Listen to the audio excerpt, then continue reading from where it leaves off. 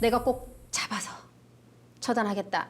근데 이게 혼자 하면 안 되고 자기가 무슨 수사망을 갖추고 있는 건 아니니까 머리를 씁니다. 그게 바로 뭐냐면 자신을 늘 괴롭히던 최종기도 내가 돼.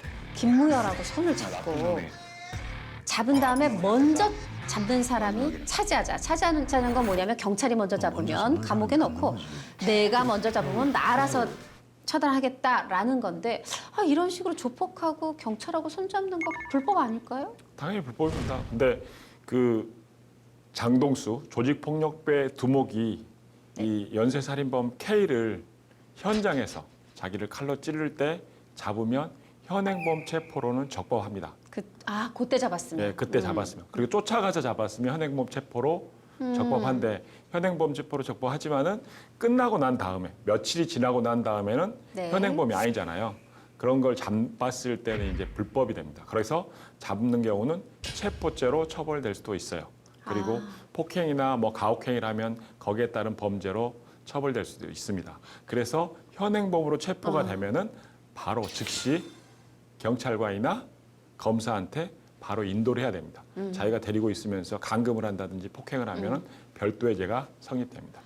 그러니까 칼에 찔렸을 때 혹은 그때 도망가는 K를 쫓아가서 잡았을 때 이때 현행범을 잡은 거라서 괜찮지만 뒤에 시일이 지나서 잡으면 경찰도 아니기 때문에 체포죄가 성립이 된다 이건데 그 현행범 우리가 말로는 많이 쓰는데 법적으로 정확히 무엇인가요? 현행범은 그 범죄 실행 중이거나 범죄 실행 직후에 있는 자를 현행범이라고 말을 합니다.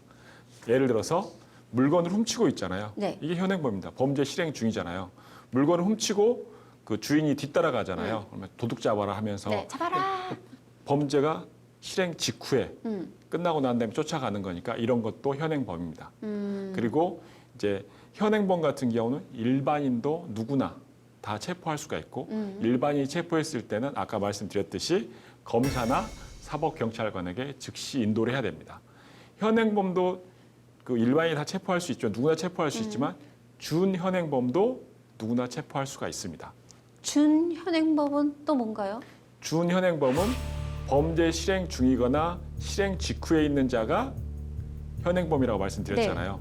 현행범하고 같이 취급되는 사람을 준현행범이라고 하는데 첫 번째가 범인으로 호창되어 추적되고 있는 사람. 예를 들어 물건을 훔쳤는데 도둑이야 하면서 쫓아가잖아요.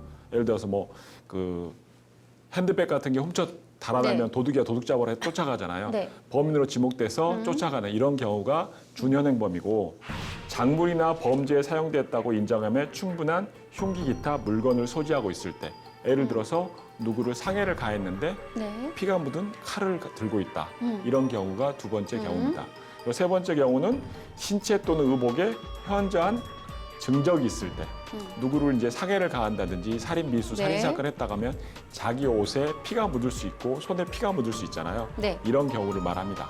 그리고 네 번째는 누구인지 물음에 대해서 그냥 도주하려고 할 때 보통 특히 이제 문제가 되는 것은 경찰관들이 뭐 실례하겠습니다. 뭐 자기 이제 신분을 밝히고 이제 자기가 누구냐고 물어보는데 도망가잖아요. 확 도망갈 때. 이런 경우에 이제 준현행범으로 봐서 체포할 수가 있습니다. 자, 그러면은 형사의 경우로 볼게요. 이 장동수 일반인 말고 형사의 입장에서는 그러면 현행범 아닐 때 그럴 때는 막 잡아도 되는 거 아니에요? 아니면 뭐가 필요해요? 가장 기본적으로 수사는 임의 수사가 원칙이어서 와라 체포영장을 발부하지 않고 임의 출석을 요구합니다. 네. 근데 출석을 요구했는데도 출석을 안 한다든지 하면은 뭐 임의 동행을 요구한다든지 같이 경찰서에 가시죠.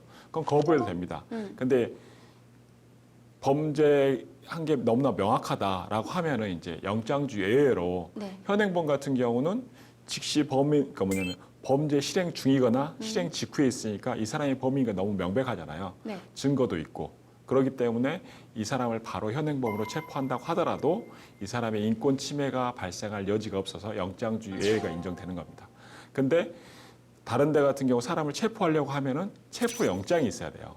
그 법원에서 발부한 영장에 의해서 사람을 체포해야 되는데 현행범 같은 경우는 너무나 명확한 거고 그 긴급 체포 같은 경우는 범죄 그 한 행위가 너무나 명백하고 너무나 커요. 그런 경우 같은 경우는 긴급 체포로 가는 건데 원칙은 영장주의가 적용돼야 되는데 외외적으로 영장주의 외의가 인정되는 게 현행범 체포하고 긴급 체포입니다. 아, 그렇군요. 아니, 그러니까 경찰이어도 만약에 이미 현행범이 아니야. 사건이 지금 이 순간엔 종료가 됐어. 그 순간이 아니야. 직후가 아니야. 그러면 범인인 것 같아도 확 못 잡는 거군요. 체포영장이 있어야 되는 거고. 그래서 이 김무열 형사 정태석이 K를 긴급 체포로 잡은 거군요. 그죠. 긴급 체포가 돼야지만이 그 영장 없이 체포할 수가 있는데 현행범이 안 되는 이유는 아까 말씀드렸잖아요. 네. 범행 실행 중이거나 실행 직후가 아니라 한참 지나고 나네 며칠이 지나고 난 다음에 그 K를 잡은 거기 때문에 네. 긴급 체포를 할 수가 있는 겁니다.